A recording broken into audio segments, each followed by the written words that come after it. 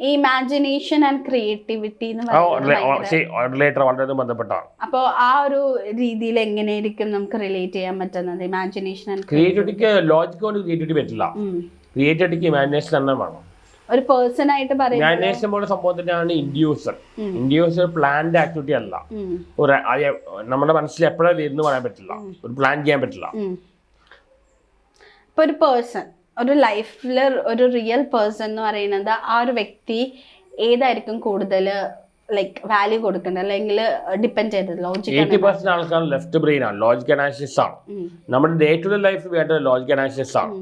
പക്ഷേ എന്തെങ്കിലും field grow ചെയ്യണമെങ്കിൽ അല്ലെങ്കിൽ പുതിയതായിട്ട് എന്തെങ്കിലും ഉണ്ടാവണമെങ്കിൽ ഇമാജിനേഷൻ ദിവസമാണ്.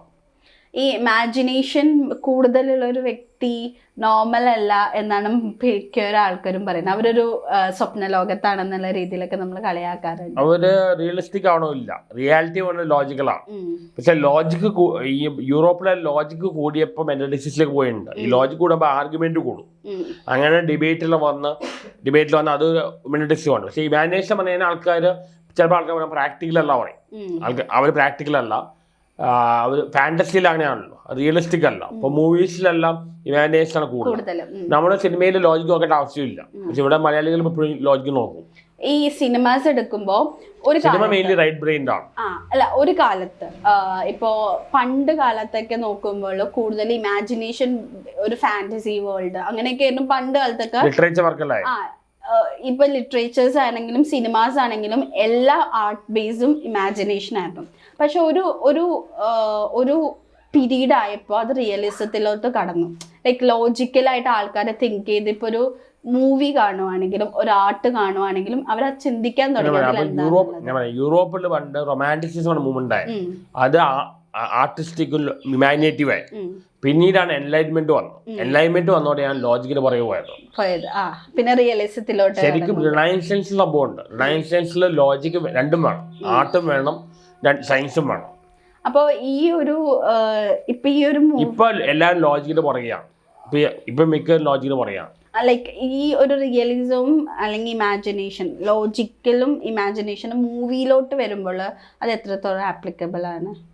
മൂവിയിൽ കുറച്ചുകൂടി ഇമാജിനേഷൻ കൂടുതൽ, ഇമാജിനേഷൻ ഇൻഡ്യൂസ് അങ്ങനത്തെ കാര്യങ്ങളാണ്. ഒരു ട്രെൻഡ് വെച്ചിട്ട് റിയലിസത്തിന് ഭയങ്കര ഇമ്പോർട്ടൻസ് കൊടുക്കുന്നത്. ലൈക്ക് ഇപ്പൊ റിയലിസ്റ്റിക് കോമഡി, റിയലിസ്റ്റിക് സ്റ്റോറീസ്, അത് മലയാളം സിനിമകളിലാണ് കൂടുതലും. മലയാളം സിനിമകൾ വളരെ റിയലിസ്റ്റിക് ആണ്.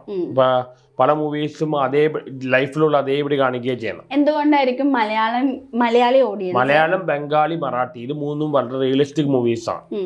ലൈക്ക് ഇപ്പൊ ഈ പറഞ്ഞ ഓഡിയൻസ് ഇപ്പൊ റിയലിസ്റ്റിക് ആയിട്ട് ഓഡിയൻസ് റിയലിസ്റ്റിക് ആണ്. പക്ഷെ ഈ തമിഴ്, തെലുങ്ക്, അങ്ങനത്തെ ഹിന്ദിക്കൊക്കെ അവർക്ക് കൂടുതലും ഇമാജിനേഷൻ. ലൈക്ക് അറിയാലോ, ഹീറോ ചാടിയടിക്കണം, ഹീറോ ഒരു ഗോഡ് ലൈക്ക് ഫിഗർ ആയിരിക്കണം.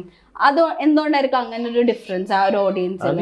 ഇപ്പൊ രജനികാന്തിന്റെ പഴയ പോലെ സിനിമയിൽ ഇമാജിനേഷൻ വേണ്ട, ലോജിക്കും വേണ്ട, രണ്ടും വേണ്ടാത്ത കാര്യമാണ്.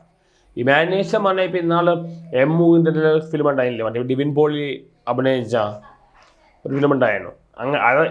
അങ്ങനത്തെ ബാഹുബലി, അതൊക്കെയാണ് റിയൽ ഇമാജിനേറ്റീവ്. ഈ തമിഴ് രജനികാന്ത് പറഞ്ഞാൽ ലോജിക്കും വേണ്ട, ഇമാജിനേഷൻ വേണ്ട, ഒന്നും വേണ്ട, അങ്ങനത്തെ കാര്യങ്ങളാണ്.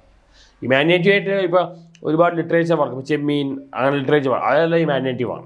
നിങ്ങൾക്ക് ഇഷ്ടപ്പെട്ട ലൈക്ക് ഇമാജിനേറ്റീവ് ആയിട്ടും അല്ലെങ്കിൽ റിയലിസ്റ്റിക് ആയിട്ടും ഇഷ്ടപ്പെട്ട 2 മൂവീസ് പറയാമോ? എനിക്ക് കുറച്ചുകൂടെ റിയലിസ്റ്റിക് മൂവീസാണ് കൂടുതൽ ഇഷ്ടം.